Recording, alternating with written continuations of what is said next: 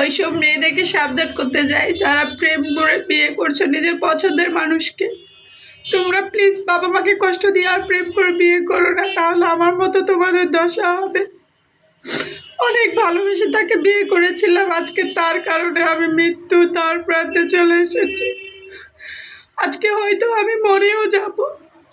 তারপর আমি সব কথাগুলো ক্লিয়ার করে দিতে চাচ্ছি আপনাদের মাঝে।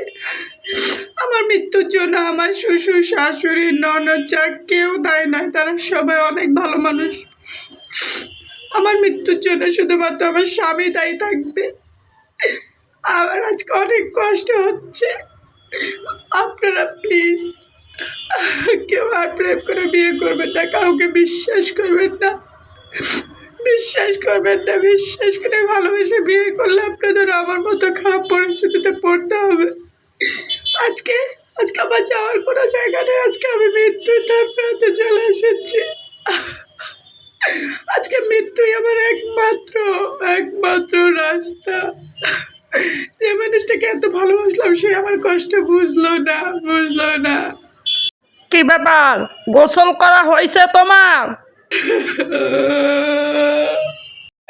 আমাকে আমাকে আজকে মাত্র 7 দিন গোসল করে নেয়। গোসল করার জন্য মারতেছে। এখন গোসল করবো না জানি এই সাথে গোসল করার পর আমি আর বেঁচে থাকবো কি না, সব আমাকে ক্ষমা করে দিবে।